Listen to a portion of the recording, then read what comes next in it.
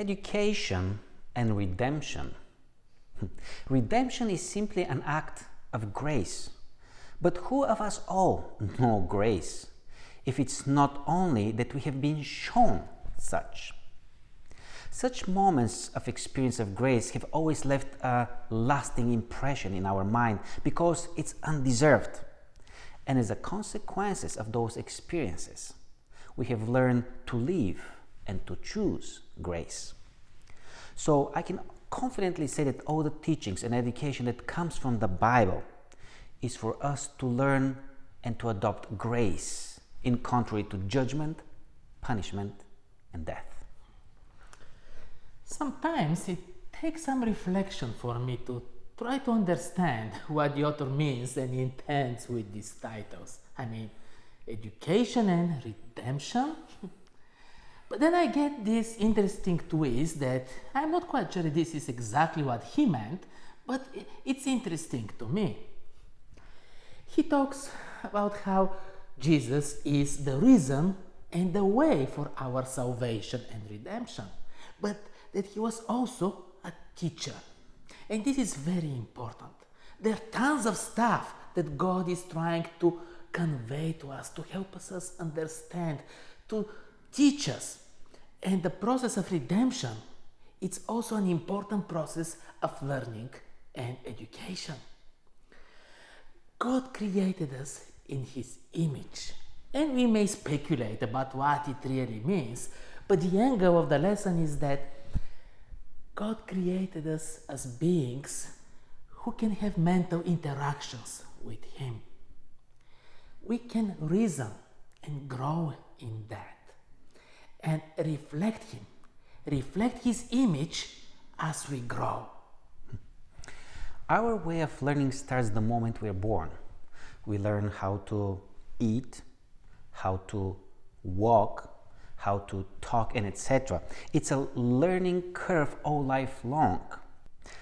Our life of learning started when God created human being and invested himself in a relationship with us to teach us the wonders of the world and this universe. Adam and Eve had their regular meetings in the Garden of Eden with God. Learning is our life. Jesus also came as a rabbi to teach us what we have lost in the Garden of Eden.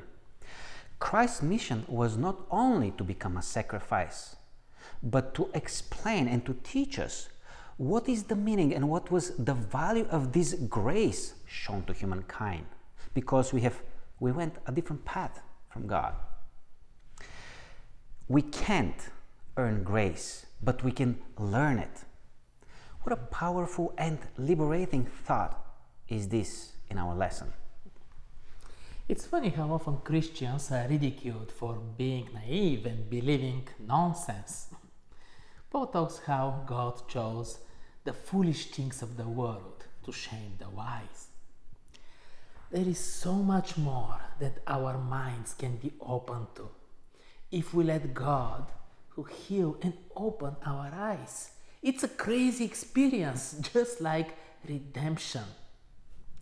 The Bible is about teachings and sharing the experiences of learning.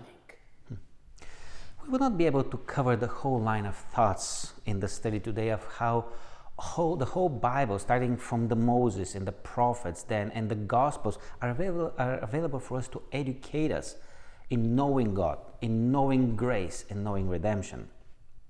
One more thing that I can skip though is how Jesus, for 3.5 years, which is almost like a college period, for 3.5 years he educated and he mentored his disciples. And after that, with the power of the Holy Spirit, he continued to educate them. And this learning curve continued to the end of their lives. So, which comes to show us that learning about grace, about salvation, is to the end. There's no way we have learned enough of it. There's no way we have mastered it completely. There's no way we have grasped the mind of God and that we have tasted enough of his goodness. Sometimes we don't like learning, but more and more the world around us demands it if we want to remain current and relevant. As a tech guy who likes to write software, I like to also learn all the new things that are coming up, even though it can get overwhelming. I also like to learn and grow in the spiritual domain. But this is not like to learn a few doctrines and some teachings and you are good. It's a constant walk with the greatest teacher who keeps unveiling new horizons in new depths every day. And redemption is the greatest mystery and deepest experience ever. Exciting. So, is our appetite for learning how to choose grace daily still there? Are we still on fire to know God more as we were at the beginning? There's no reason for us to stop here if we believe in grace over faith. Next week, we continue with our study, the church and education.